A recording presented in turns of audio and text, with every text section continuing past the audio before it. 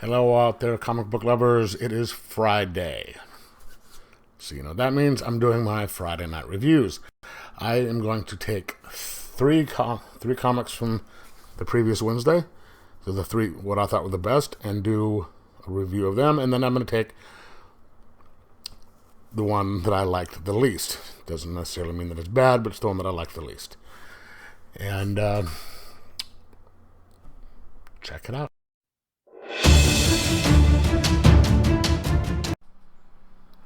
Alright, so let's move on to the stuff that I liked the best this week. Now, this one was a blind buy, and I'm kind of glad that I got it.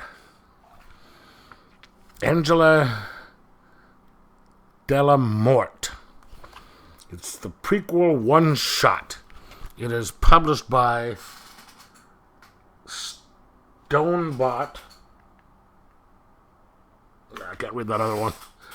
And it is written by... the script and art is by Salvador Sanz, S-A-N-Z. And the color is by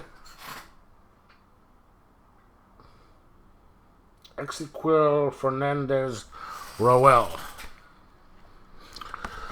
I hope I pronounced those correctly.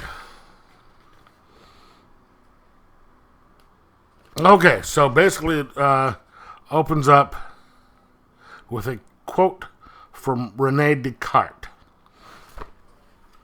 I think you best know him from the quote, "I think, therefore I am." And it says, "Thus this self, that is, the soul by which I am what I am, is completely distinct from the body and is even easier to know than it. And even if the body did not exist, the soul would still have everything that it is." Okay. So basically, the whole story behind this is Angela Del Morte is a woman who is an operative for an organization, and they have figured out how to take the soul out of the body. You have like 35 minutes between the time the soul goes from the body to the time that it dies, or something like that, and so they can go hop into like a spare body. So there's how all these just bodies, hop into them, use them to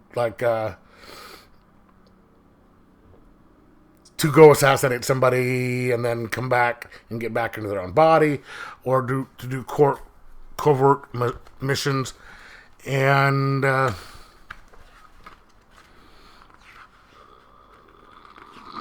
this kind of explains it and shows her going off on the first mission and runs into some trouble, comes back, and now she is being tormented and chased by a person who used to be in her organization, who has gone freelance or rogue because he has seen the true light. And you don't know who's going to be coming for you, because they can change bodies and stuff like that. It's a really kind of a weird, interesting story. And so it's the Sloth. The Sloth is the person thereafter, and there's kind of a dual meaning behind that name. He was sort of like a companion semi-teacher, even though they met only 2 or 3 times.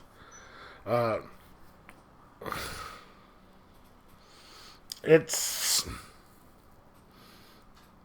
kind of hard to describe. It's kind of like a sci-fi thriller type bit.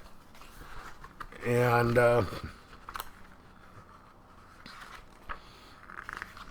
I liked it.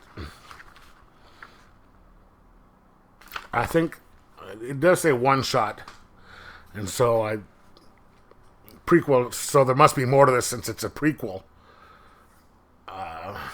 So I'm gonna have to look up and see if there's anything more to this. But I'm gonna have to reread it again because it was a pretty interesting book. And if you look at the art, it's just a little kind of interesting. Well done. And it has that smell that some of these independent comics paper has. And not in a bad way. I think some of these, like Boom and a couple of these books have these just kind of a pulpy scent to their paper, which adds, for me anyway, adds to the enjoyment of the comic. I don't know, maybe that's just me. But as of the first read, I really kind of liked it and would recommend, if you are into that type of stuff, the kind of the cyberpunk-ish, body jumping, sci-fi type of,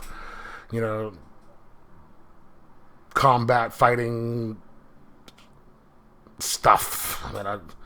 Yeah, it's kind of a really eloquent explanation there, but that's what comes to mind. But anyway, I'm going to give this a 3.5 out of 5 and recommend.